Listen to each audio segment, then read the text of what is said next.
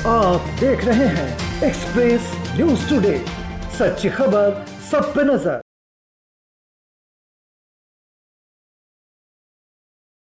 भारतीय मित्र पार्टी के राष्ट्रीय अध्यक्ष धनेश्वर महतो ने प्रेस कॉन्फ्रेंस के दौरान देश के मुसलमानों की तारीफ करते हुए कहा कि उन्हें पार्टी के टिकट की आवश्यकता नहीं। मुसलमान देशभक्त हैं, जिनके कई प्रमाण देश के अंदर उपस्थित हैं।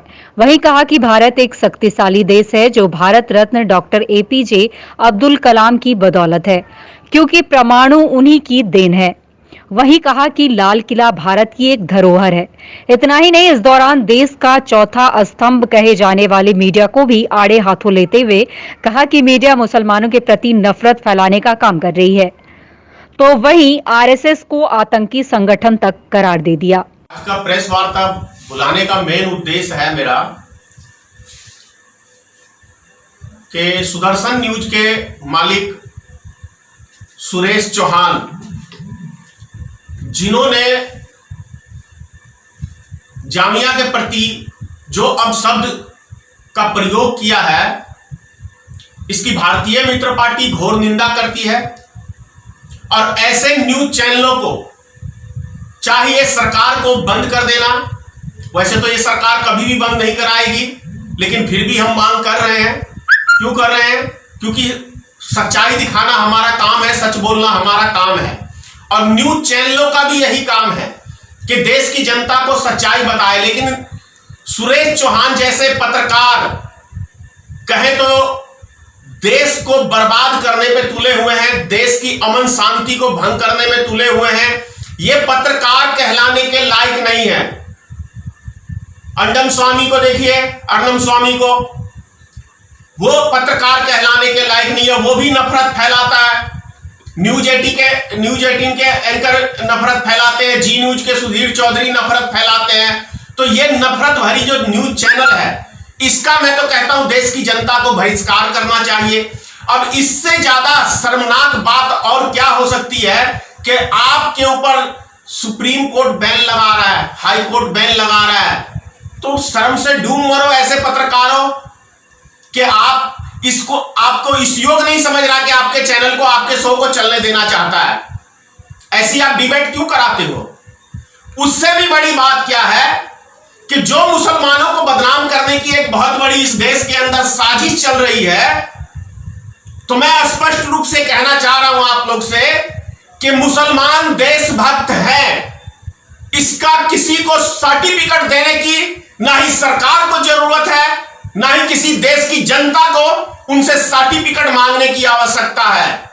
उसका सबसे बड़ा प्रमाण मुसलमान देशभक्त है। उसका सबसे बड़ा प्रमाण आज यदि दुनिया में भारत सर ऊंचा करके चलता है तो वो मुसलमानों की देन है, अब्दुल कलाम की देन है, जो देश के अंदर परमाणु बम जैसा चीज भारत को एक शक्तिशाली मुल्क में शामिल किया।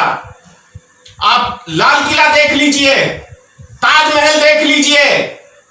बोले आरएसएस वालों, क्या चीज आपने बनाया है इस देश के लिए?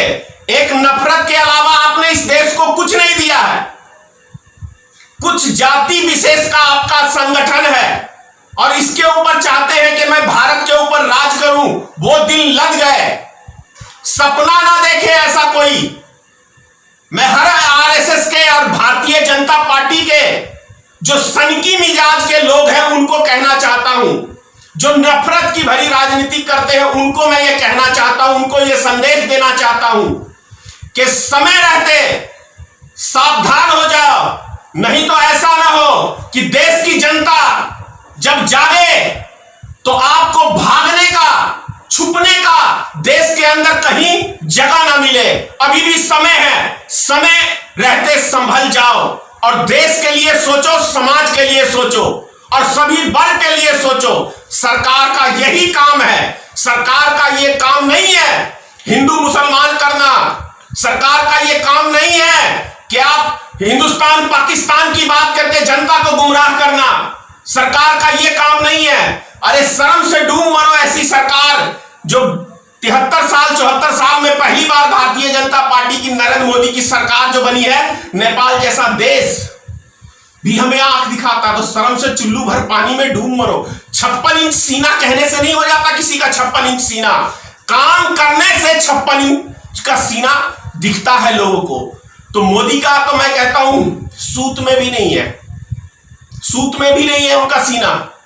बातें जितनी कर ले फालतू की बकवास, उससे देश समाज नहीं चलता।